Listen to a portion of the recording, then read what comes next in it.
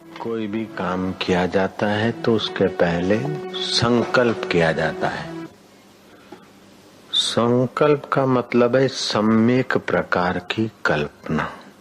इसीलिए गणेशाय नमः करके भगवत सुमरण करके कौन से स्थान पे क्या कर्म करना उचित है, किस समय ये कर्म किया जाए। तीसरी बात, क्या क्या करना है, कितने दिनों में पूर्ण करना है, और ये कर्म हमारी मन की उच्छृंखलता के लिए है, वासना बढ़ाने के लिए है कि वासना निवृत्त करने के लिए है। ये हमारा कर्म ईश्वर प्राप्ति के उद्देश्य में है कि ईश्वर से विमुख करने वाला होगा, बड़ों की आज्ञा से है कि मनमानी गति से हम मारे जा रहे हैं। कितना हमारा दृढ़ निश्चय है कर्म में लगे रहने का। फल कौन सा आएगा, स्थायी आएगा कि नश्वर आएगा, अंतरात्मा की नालत मिलेगी कि धन्यवाद मिलेगी, ये सब विचार करके फिर कर्म करना। इसका मतलब है संकल्प करें। अरे स्नान भी करते हरिद्वार तो भारत भूमि उत्तराखंडे दंडा गंगा तटे हरिद्वार क्षेत्रे कार्तिक मासे शुक्ल पक्षे सप्तमी दिवसे अतः हम स्नानम करिष्ये। किस निमित्त कर रहे हैं? आत्मशुद्धि भगवत प्राप्ति अर्थे, तो उसका फल होता है ज्यादा। कुत्ता रात भर भौंकते रहते गांव में, क्यों भौंका? बोले वो भौंका, वो क्यों भौंका, वो क्यों भौंका। वो मूल कुत्ता एक भौंका और सारी रात भौं भौं करते रहते, पता नहीं। तो ये निष्प्रयोजन कर्म हो जाते। तो प्रयोजन पूर्वक कर्म होने चाहिए। और प्रयोजन भी एक तो वासना पूर्ति का होता है, वो संसार में भटकाता है, और दूसरा प्रयोजन होता है वासना निवृत्ति का। भोग तो भोग लेकिन वासना बढ़ाने के लिए नहीं, वासना निवृत्त के लिए। धन तो इकट्ठा करे लेकिन धन में डूब मरने के लिए नहीं, धन का सदुपयोग करे, सत्य के लिए धन का उपयोग करे। सत्य तो एक परमात्मा है।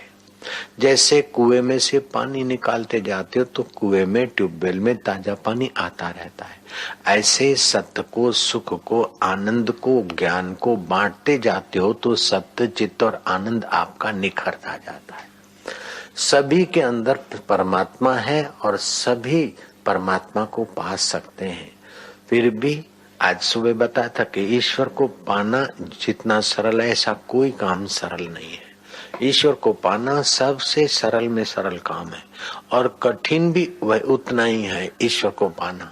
क्योंकि वासना से प्रेरित होकर जीते हैं तो ईश्वर असंभव हो जाता है, कठिन हो जाता है, और शास्त्रों सतगुरु से प्रेरित होकर करते हैं तो ईश्वर को पाना सरल हो जाता है।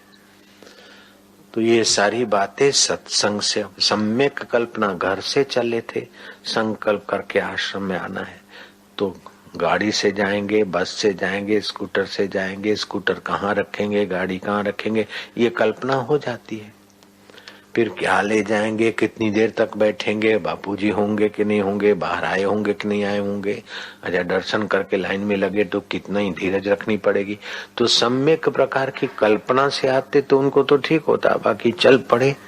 बापूजी अंदर गए तब बेटे पहुंचे, और बापूजी जब बाहर आने वाले थे तो बेटे घर पहुंच गए। ऐसा बनता है, कईयों को बनता है, जिनको बनता है ईमानदारी से हाथ ऊपर करो, होता है। तो जो काम करो सम्यक प्रकार की कल्पना संकल्प करके करो, और उस संकल्प में भगवत सुमरण शास्त्र की आज्ञा और श्रेष्ठ जनों का मंगल आशीर्वाद मिले, इस भाव से करना चाहिए। तो आदमी के लिए ईश्वर प्राप्ति खेल हो जाता है, आसान हो जाता है। ईश्वर प्राप्ति का मतलब क्या कि आप बैठे रहेंगे और कोई आ जाएगा दो हाथ पैर वाले या चतुर्भुजी, ना। ईश्वर प्राप्ति का मतलब है रसो वै स वैश्वानरो, वह रस स्वरूप भगवत स्वभाव आपका प्रकट होगा। जैसे सत्ता है, ज्ञान है, ऐसा उस परमात्मा में रस भी है। परमात्मा सत्ता है, उससे तो परमात्मा ज्ञान है, उससे तो आपकी इंद्रियां, मन, बुद्धि सब देखते करते हैं। तो परमात्मा का अस्तित्व है, चेतनत्व है, अस्तित्व का नाम है सत्य। और उसकी चेतना है तो सत्य, चित्त और आनंद। तो निकम्मा आदमी तो जड़ता को प्राप्त होता है, आलसी होता है। जो कर्म करता है उसकी बुद्धि का भी विकास होता है, रस का भी विकास होता है। जो कर्म में लगा रहता है उसकी बुद्धि का भी विकास होता है, रस का भी विकास होता है। आलस्य कबहु न कीजिए, आलस्य हरि समुजाने।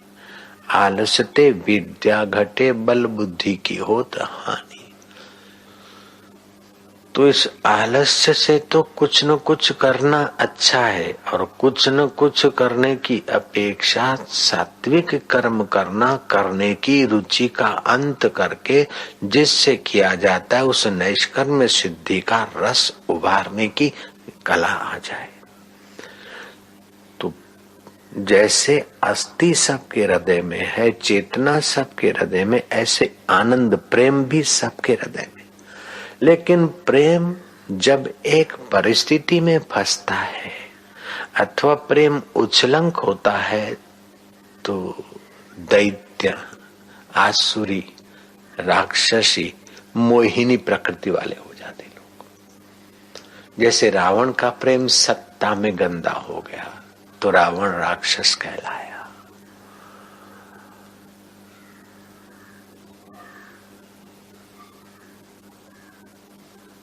किसी का प्रेम लेना न देना और किसी को सताने में हो जाता है तो वो मोहिनी प्रकृति में आ गया।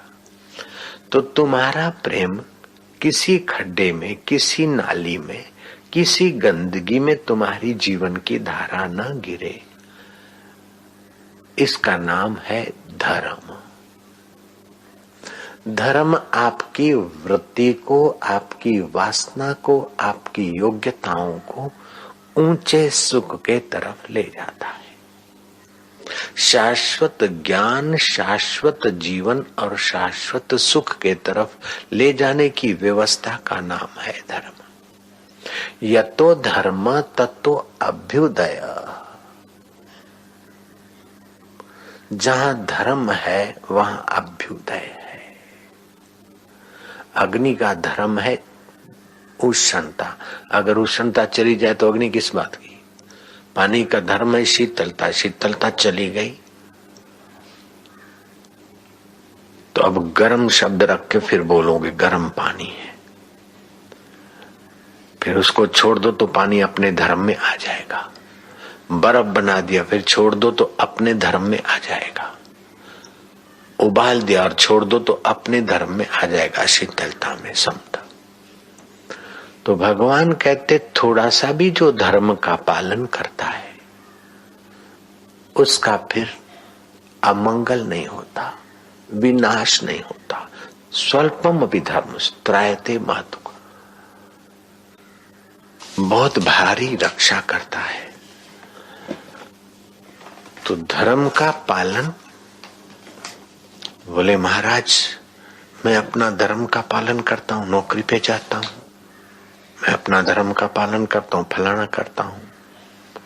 श्री कृष्ण जिस धर्म की बात करते हैं वो तुम्हारा वासना पूर्ति के नाम को धर्म नहीं कह रहे, तुम्हारे रस स्वरूप में विश्रांति को धर्म कह रहे हैं। श्री कृष्ण कहते नेहा भी कर्मनाशोस्ति प्रत्यवायो न विद्यते स्वल्पम अस्य धर्मस्य त्रायते महतो भयात्। भगवत गीता 2 अध्याय 40वां श्लोक। मनुष्य लोक में इस समबुद्धि रूप धर्म के आरंभ का नाश नहीं होता। इस धर्म के रास्ते थोड़ा सा समबुद्धि रूप धर्म के रास्ते कोई चले, फिर किसी कारण से बिखर भी गया, तभी भी उसका पुण्य और उसका वो रस नाश नहीं होता, उसका रस उसको उधर ले आएगा। इसके अनुष्ठान का उल्टा फल भी नहीं होता। जैसे तांत्रिक कुछ करते तो उल्टा फल भी हो जाता है, सकाम कर्म करते तो उल्टा फल भी हो जाता है। लेकिन इस समता रूपी धर्म के पालन से थोड़ा सा भी अनुष्ठान करने वाले का जन्म मृत्यु रूपी महाभय से रक्षा करने वाला होता है। भगवान ने कहा नहीं कल्याणकृत कश्चिद दुर्गतिम तात गच्छति। इस कल्याणमय धर्म का पालन करने वाले की कभी दुर्गति नहीं होती। अर्जुन ने पूछा कि भगवान संसार से थोड़ा सा मन हटाकर भक्ति में, ज्ञान में, सेवा में, परोपकार में, जप में लग जाए और ईश्वर नहीं मिला और वो आदमी बूढ़ा होके मर गया, तो फिर उसको न संसार का सुख मिला न भगवान मिला। अतो भ्रष्ट ततो भ्रष्ट। भगवान कहते नहीं कल्याण कृत कश्चिद दुर्गतिम तात गच्छति। कल्याण के मार्ग पे थोड़ा चला तो उसकी कभी दुर्गति नहीं होती। जो लाखों करोड़ों रुपए खर्च के गंभीर नियम पालकर स्वर्ग की प्राप्ति की जाती है, वो इस धर्म के रास्ते चलने वाले को तो मुफ्त में मिलता है। और स्वर्ग का सुख भोगकर फिर वो पूर्व काल के संस्कार के अनुसार जहाँ भी कहीं श्रीमान के लिए घर अथवा किसी श्रेष्ठ योगी के कुल में जन्म लेकर वो चल पड़ता है। तो भगवान कहते कि इस धर्म पर तुमने 4 कदम चल रख दिए तो घबराना नहीं कि मेरा क्या होगा, अगर भजन में लग जाऊंगा तो मेरा क्या होगा, ऐसा करूंगा तो मेरा क्या होगा, अच्छा जरा रिटायर हो जाऊं फिर आराम से भजन करूंगा, जरा ऐसा कर दूं फिर ये करूंगा। नहीं नहीं, मनख मजूरी ना राखे तो क्या राखे गोराम। मन लगे चाहे न लगे फिर भी ऑफिस में पगार चालू हो जाता है, ठेकेदार के यहाँ दाढ़ी चालू हो जाती। ऐसे ही भगवत सुमरण, भगवत जप, भगवत ध्यान और भगवत संबंध के निमित्त तुम जब प्रेम भरा व्यवहार करते हो, समता भरा व्यवहार करते हो, तो तुम्हारा धर्म केवल माला तक ही सीमित नहीं है। तुम्हारा धर्म केवल मंदिर की मूर्ति तक सीमित नहीं, लेकिन तुम्हारा धर्म जिस सृष्टि को सत्ता परमात्मा की सत्ता से जो सृष्टि धारण कर रही, प्रकृति जो सारे ब्रह्मांड को धारण कर रहा है, उसके निमित्त तुमने थोड़ा सा भी धर्म किया तो वो दुर्गति होने नहीं देता। समता रूपी धर्म। एक बार मनु और शत्रुपा यात्रा कर रहे थे, घने जंगल से पसार हुए। रात्रि को अरण्य निवास करने की नौबत आई। घनघोर रात्रि थी, वहां कोई ब्रह्म राक्षस रहता था। देखा कि दंपति को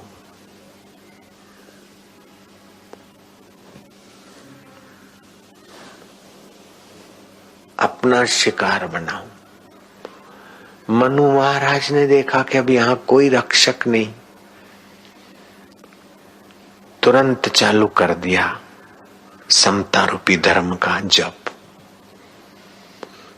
ईशावास्यम इदं सर्वम यत् किंचितम जगत्याम जगत।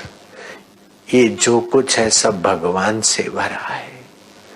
इस सारे जगत में मेरे परमेश्वर के सिवाय और किसी की भी वास्तविक सत्ता नहीं। मेरा परमेश्वर ही सबका प्रेरक है, नियामक है, कर्म के फल का देने वाला है। भगवान ने देखा कि ये तो मुझ पर छोड़कर बैठ गए। चतुर्भुजी नारायण आए और राक्षस को भगाया और मनु महाराज को दर्शन दिया।